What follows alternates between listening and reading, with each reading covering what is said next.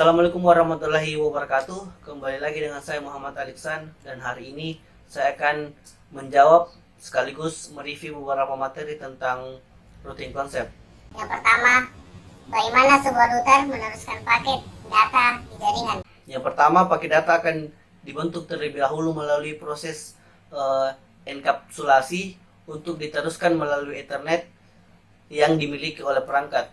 Nah, yang kedua, kemudian diteruskan paket tersebut mau kemana. Nah, di dalam router tersebut akan diproses. Nah, yang ketiga, router akan menentukan jalur terbaik yang dilalui oleh paket sesuai dengan routing table. Nah, selanjutnya jika tujuan paket berada pada status directly connected network, secara otomatis paket akan diteruskan langsung ke tujuan tanpa adanya perubahan paket.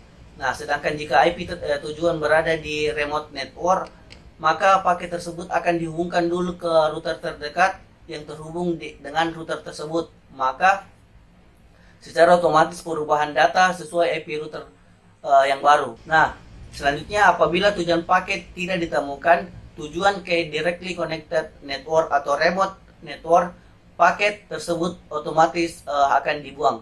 Oke, pertanyaan nomor 2. Bagaimana router menentukan jalur terbaik untuk meneruskan paket data ke jaringan? Nah, yang pertama itu router-router saling terhubung pada sebuah jaringan dan turut serta dalam sebuah algoritma router. Jadi dia menentukan jalur terbaik yang harus dilalui oleh IP di jaringan.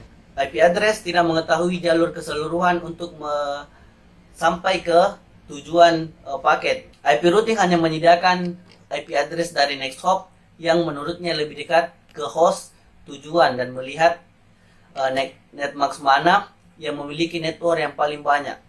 Oke, pertanyaan nomor 3. Bagaimana struktur dari routing table dan routing table tersebut digunakan oleh router sebagai penentu arah routing paket data? Oke, ada beberapa struktur dari routing table. Yang pertama, source mengidentifikasi jenis routing protokol yang digunakan seperti L, C, S, O, dan sebagainya.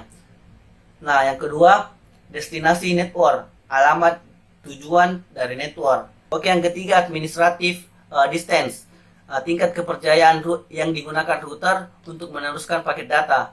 Tingkat kepercayaan tertinggi dimiliki oleh static routing. Oke, selanjutnya metrik, biaya yang dikeluarkan atas routing protokol bergantung pada jaraknya. Kemudian next hop merupakan IP address interface pada router yang diteruskan paketnya. Oke, selanjutnya exit interface, IP interface pertama router yang dilalui paket data saat meneruskan paket tersebut. Oke, pertanyaan nomor 4. Membandingkan antara routing statik dan dinamik. Nah, yang pertama itu berdasarkan kompleksitas konfigurasi. Nah, di statik itu dia meningkatkan dengan ukuran jaringan. Nah, sedangkan di dinamik tidak tergantung ukuran jaringannya. Selanjutnya, berdasarkan perubahan topologi. Nah, di routing statik diperlukan interaksi administrator. Nah, sedangkan di dinamik secara otomatis beradaptasi dengan perubahan topologi.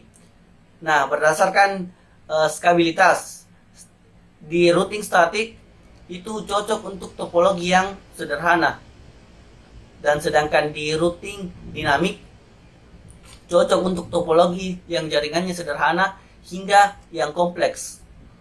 Kemudian berdasarkan keamanan, di routing statik keamanan melekat yang menjadi bagian tetap. Nah, kemudian di dinamik keamanan harus dikonfigurasi dulu. Yang kelima, berdasarkan penggunaan sumber daya. Di statik tidak diperlukan sumber daya tambahan, sedangkan di dinamik menggunakan CPU, memori, dan tautan bandwidth. Oke, yang keenam, berdasarkan predikabilitas jalur. Di routing statik didefinisikan sebagai eksplisit oleh admin, sedangkan di dinamik router tergantung pada topologi dan protokol routing yang digunakan.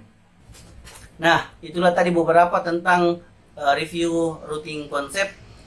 Terima kasih atas perhatiannya. Assalamualaikum warahmatullahi wabarakatuh.